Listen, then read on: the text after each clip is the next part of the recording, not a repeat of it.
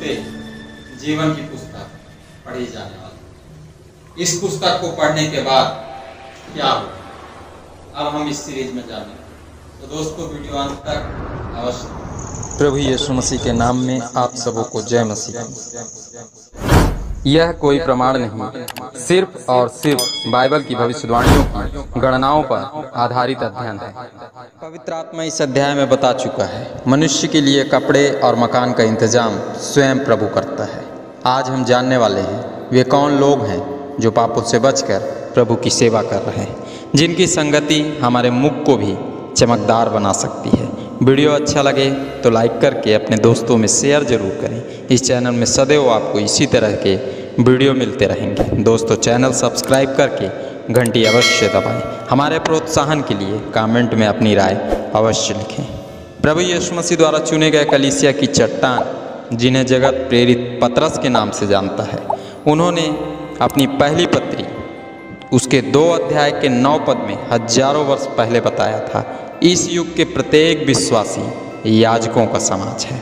सो हम सबों को याजकों के समान तैयार होना है। लूका रचित सुसमाचार उसके 19 अध्याय के 40 पद में प्रभु यीशु मसीह द्वारा कहे गए वाक्य पर विचार करना है। प्रभु ने कहा था, जब इजरायली लोग खामोश हो जाएंगे, तब अन्य जाति जो कि पत्थरों के समान है, जो कुछ नहीं जानते, वे चिल्ला चिल्ला कर मेरी महिमा करेंगे। इस घटना का अध्ययन यदि हम थोड़ा पीछे से करें तो पाएंगे यरूशलेम में विजय प्रवेश करने के लिए प्रभु ने गदही के बच्चे का चुनाव करके उसे आज़ाद किया, उसका इस्तेमाल किया। हम अन्य जाति भी गधों के समान शैतान के बंधन में बंधे थे।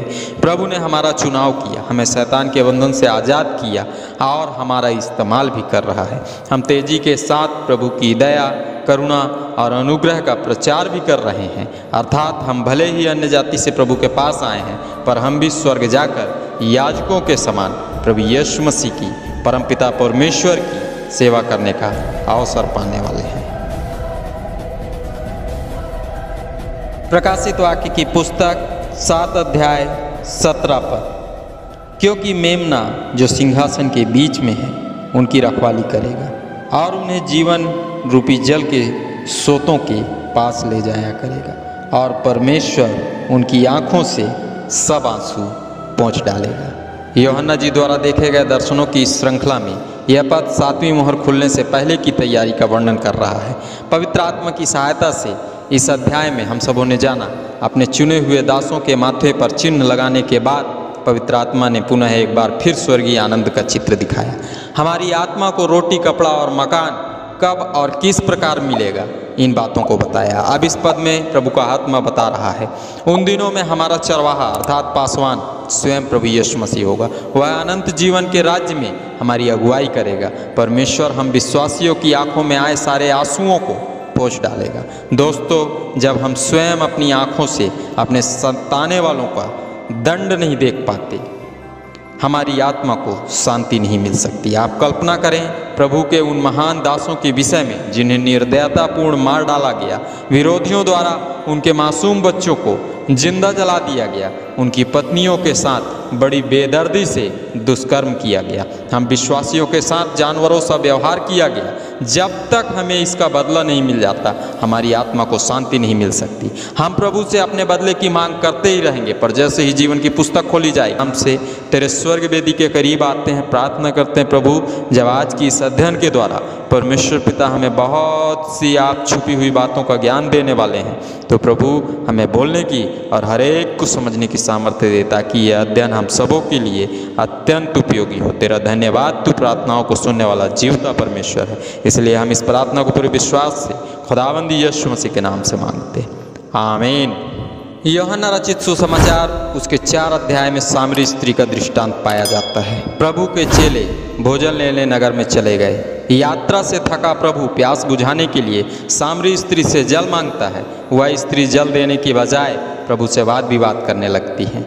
दोस्तों, कई बार स्त्रियां वाद विवाद करने की अपनी गंदी आदत के कारण अनमोल वस्तुओं से वंचित रह जाती हैं। इसलिए पौलुस ने बाइबल में स्त्रियों को चुप रहने का परामर्श भी दिया है।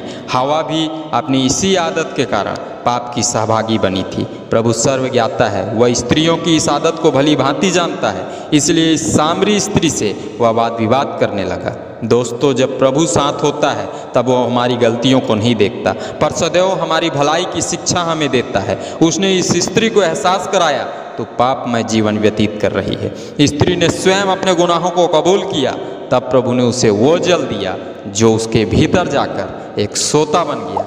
आज भी इतिहास में अंकित है, सुखार नामक नगर में कई लोगों ने उस स्त्री से उमड़ते सोते से जीवन का जल पीकर स्वयं की आत्मा को तृप्त कर लिया। यूहन्ना रचित सुसमाचार उसके 6 अध्याय में एक दृष्टांत पाया जाता है।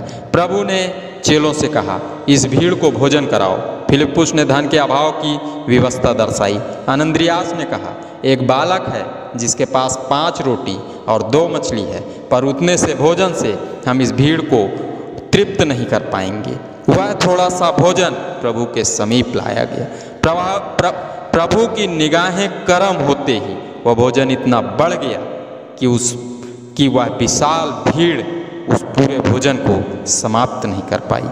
बाइबल में लिखा है, पूरी भीड़ के तृप्त हो जाने के बाद भी बचे हुए टुकड़ों से 12 टोकरियां भर दी गईं। पिछले भाग में हम इसलिए प्रभु के सही सेवकों को लौ लगाकर अपनी कलीसिया के लिए प्रार्थनाएं करना है। बहुत ही जल्द वो दिन आने वाला है जब आपकी कलीसिया से भटकी हुई भेड़ों को अपनी गलतियों का एहसास होगा। उड़ाऊ पुत्र के समान वे अपने घर में लौटेंगे, पिता परमेश्वर की महिमा करेंगे। सो प्रभु के सभी सही सेवकों को 7वीं मुहर खोलने से पहले अपनी कलीसिया को स्वर्ग का द्वार बनाना है। आप ही प्रभु की इच्छा अनुसार पवित्र और बेदाग कलीसियाओं का निर्माण कर सकते हैं। 7वीं मुहर खोलने से पहले प्रत्येक सही सेवक को स्वर्ग ले जाने वाली कलीसिया का निर्माण करना है, ताकि उस स्थान पर पहुंचकर हम प्रभु की सेवा कर सकें, वो हमारी अगुवाई करे, हम स्वर्गीय आनंद के सहभागी बन सकें।